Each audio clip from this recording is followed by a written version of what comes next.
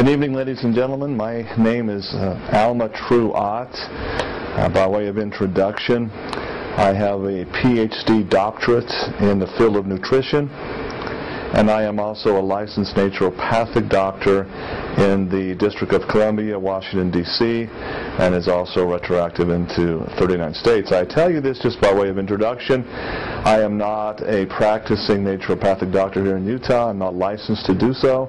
What I do specialize in is research in the area of nutrition and all things nutrition related. And I need to produce this DVD and video tonight to expose to my listening base and my listening audience and 2,500 of my specific distributors and individuals that I'm associated with what I feel is perhaps the most important single story, news story of our time. And I'm sure as you go on and listen to the facts and evidence as I'm going to present them to you tonight, I am very confident that you will agree with this. Specifically, I'm going to be talking about tonight the bird flu hype, so-called bird flu, and I'm going to show you tonight how that is really not an accurate term. What we call and talk about the bird flu is really best described as the 1918 flu pandemic, repackaged, rebottled, and prepared as a biological weapon. I'm going to show you tonight how that's happened. I'm going to show you tonight how that is perhaps the largest single threat facing America in the next 3 to 6 months.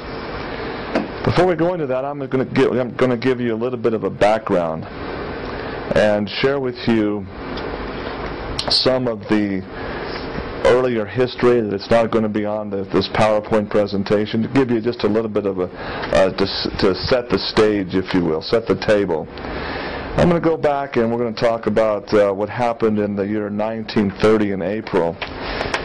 This is from documented archives, easily verifiable data. In the month of April of 1930, a company called Eli Lilly made a substance called thimerosal, also known as mercury. This thimerosal is used in different vaccines since the 1930s as what's called an adjuvant. An adjuvant is something that by definition increases the effectiveness per se of the virus or the bacteria that's in the vaccination. Now I need to give you a little bit of background as to who Eli Lilly, the founders of Eli Lilly are, and the people that sat at the board of directors at that time. We go back and look at the directors of Eli Lilly. We find a man named Prescott Bush, who is the father of George Herbert Walker Bush, who is the father of our current president, George W. Bush. We find also that Prescott Bush had a number of very interesting people sitting on the board at that time. The father of Herbert Walker Bush's vice president, Dan Quayle, the Quayle family also sat on the board of directors at the time of Eli Lilly. Eli Lilly in 1930 published a series of experiments on this thimerosal product. And as I pulled and saw the results of this thimerosal study, I was incredibly stunned.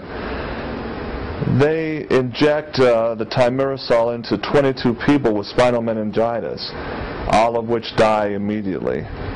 However, Eli Lilly publishes the study and somehow claims that thimerosal, which is 50% toxic mercury by weight, is completely safe. So that's the first stage to be set. I'm linking here George W. Bush's father, George Herbert Walker Bush, his father, Prescott Bush, to the very first studies of thimerosal and vaccinations back in 1930. In 1972, I found the World Health Organization, also known as WHO, bulletin number 47.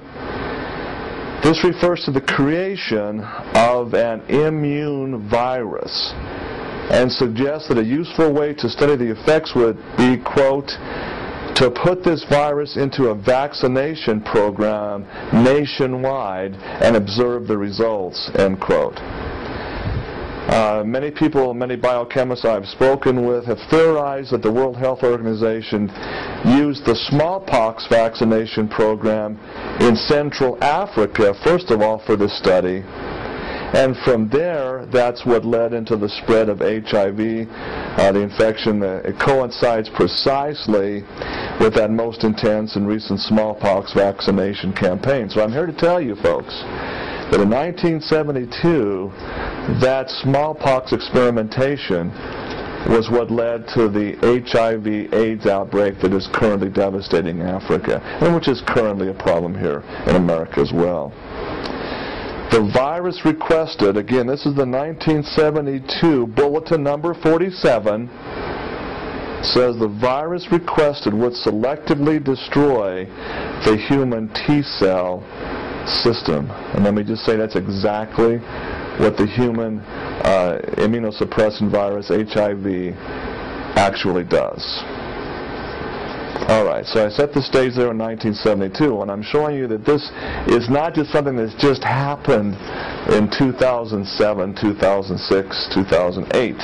This has been an ongoing series of problems in America. The problem is most Americans are oblivious and ignorant to what's been actually happening. Again, this is the reason for this DVD presentation tonight. Let's turn the clock back to the year 1974.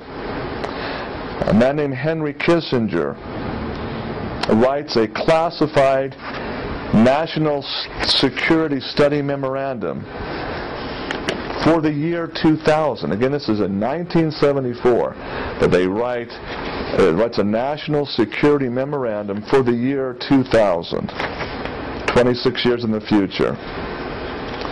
This National Security Study is entitled Implications of Worldwide Population Growth for U.S. Security and Overseas Interest. This report amazingly identifies the nation-states of India, Bangladesh, Pakistan, Nigeria, Mexico, Indonesia, Brazil, the Philippines, Thailand, Egypt, Turkey, Ethiopia, and Colombia as, quote, targets for initial population reduction experimentation to be implemented around the year 2000. In 1974, also the Philippine Supreme Court found and ruled that 3 million Filipinos between the ages of 12 and 45 years of age were given a specific test vaccine that ruined their health. Again, who gave them this vaccine? It was individuals tied to the Kissinger report in the World Health Organization. Also, we find that Native American Indians, women and black women in the United States also received this experimental vaccine. And we found also that sterility rates in Native American women in the U.S. that received this vaccine exceeded 35%, and sterility rates in black women in the U.S. today is over 25%. And we also need to talk about briefly what happened in December 1976 to set the stage for what we call the bird flu hoax. We need to also look back at something called the swine flu hoax that happened in December of 1976. In Fort Dix, New Jersey, a U.S. soldier died. One soldier died.